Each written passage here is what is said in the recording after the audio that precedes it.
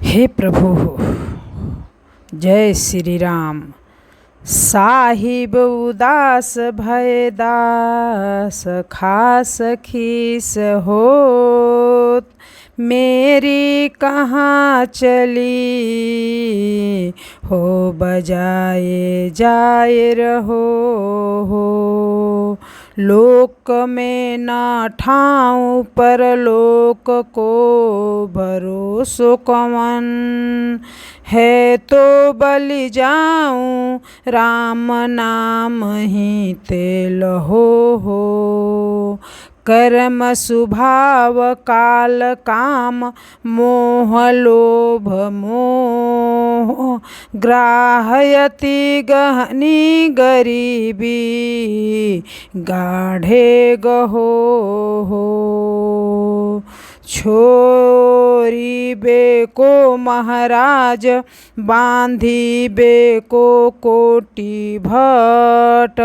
पही प्रभु पाही तुहूँ, ताप पाप दोहूँ हो। रीझ बूझी सबकी प्रीति थी, प्रीति यहीं द्वार।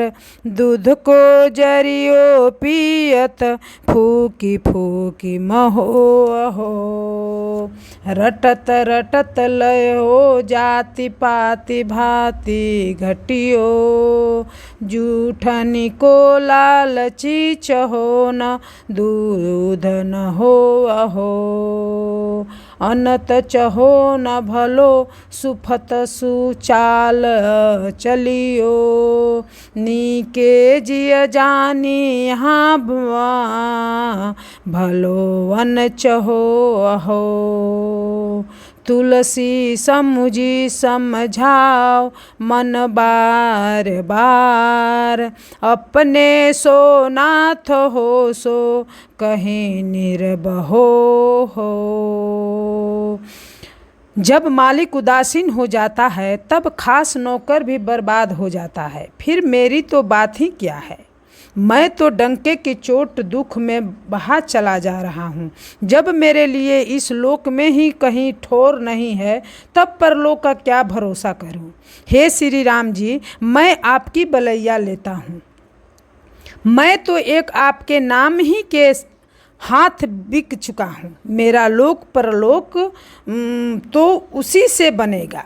कर्म स्वभाव काल काम क्रोध लोभ और मोह रूपी बड़े बड़े ग्रहों ने और घोर दरिद्रता ने मुझको बड़े जोर से पकड़ रखा है। हे महाराज, बांधने के लिए करोड़ों योद्धा हैं, परंतु बंधन से छुटाने के लिए तो केवल एक आप ही है, ये स्वयं। हे प्रभु, मेरी रक्षा कीजिए, रक्षा कीजिए। मैं पाप रूपी तीनों तापों से जल रहा हूँ।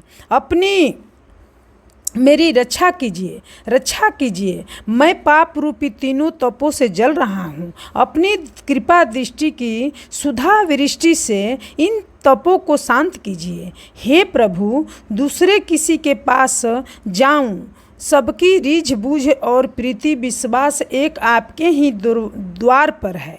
आपके ही दिए हुए अधिकार से देवता गण आपके ही खजाने से अपने सेवकों को कुछ दिया करते हैं, परंतु वे मुक्ति नहीं दे सकते। उन सबकी पूजा भी आपकी ही पूजा होती है, क्योंकि सबके मूल आप ही है।